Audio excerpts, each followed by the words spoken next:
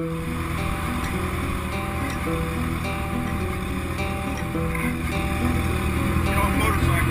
off the motorcycle! There's a dangerous new weapon on the streets. It's scaring police officers across the country. More and more people are carrying it as it becomes cheaper and more available every day. That weapon is the camera. Turn it off. I'm not shutting it off, officer. Well, you going to jail. Get off the motorcycle, state police.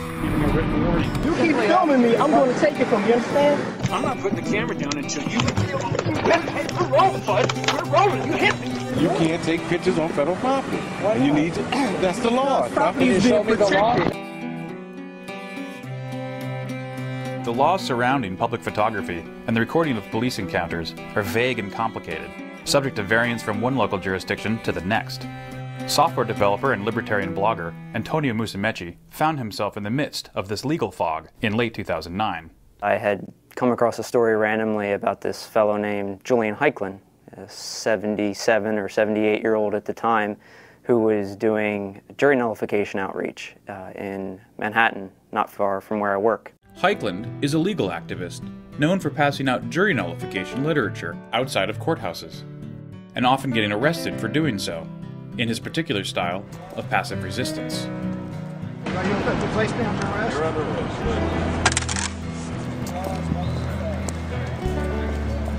Antonio met up with Heiklin at the Daniel Patrick Moynihan United States Courthouse, the federal courthouse Julian had selected for the day's protest. Monday, November the 9th, at 11:30, I got there a little earlier than he was planning to be there.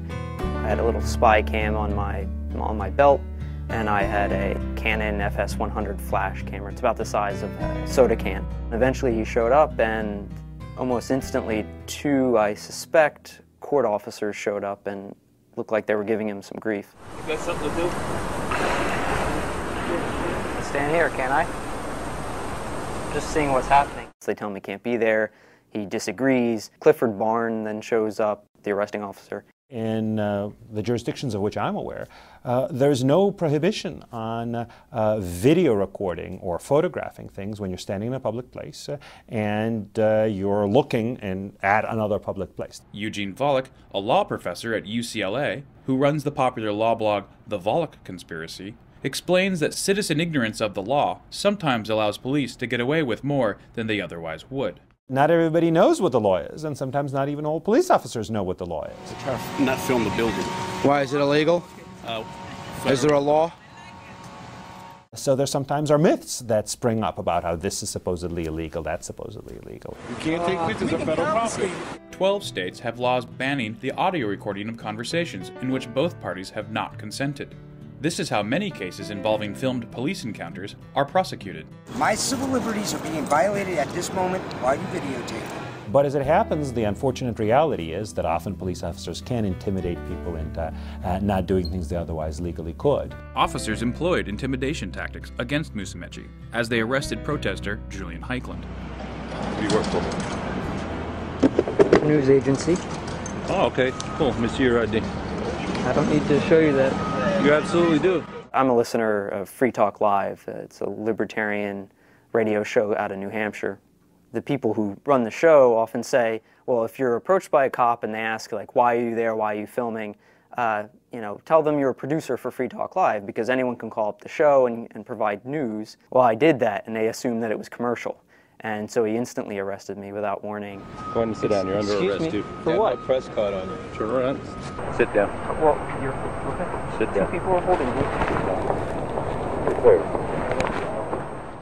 Officers actually arrested and charged Musumeci for a federal code prohibiting commercial photography of a federal building. They seized one of his cameras and issued a $75 citation. Musumeci brought the case to the NYCLU. We have long been involved with helping people who have been harassed by law enforcement officers while engaging in photography. Mr. Musumeci was at federal court and he had problems with federal officials. And since 9/11 we have been concerned about and have received reports about harassment by federal officers at federal buildings here in New York City. So this was an opportunity to pursue that. The NYCLU filed suit on Musumeci's behalf. The government almost immediately recognized that what they had done was improper, that the rule they were enforcing could not be enforced against photographers on public property outside of federal buildings.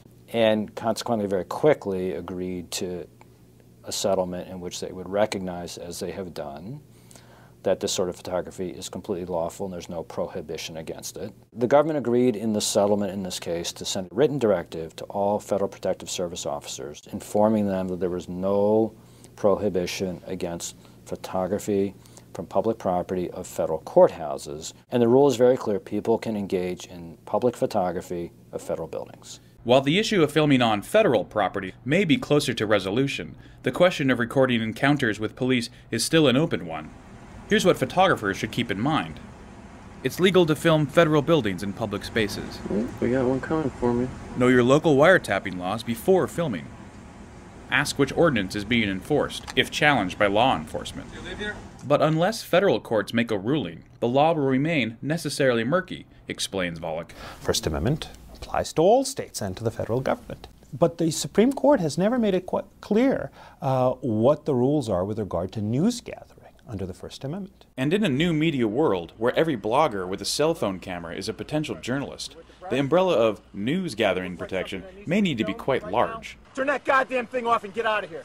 Now, one could imagine a pretty aggressive view of news gathering rights, which is that if you're in a public place, if you're not trespassing on private property, you're entitled to gather information, because how can you effectively speak if you can't gather the information necessary for you to speak? A lot of these laws were written with an eye towards protecting privacy, even when they involve communications that really have little to do with privacy as we generally understand the term, as most of us understand the term. While the laws about recording encounters with public officials remain vague, Musumeci and many others will have to continue risking arrest to test the boundaries of free speech.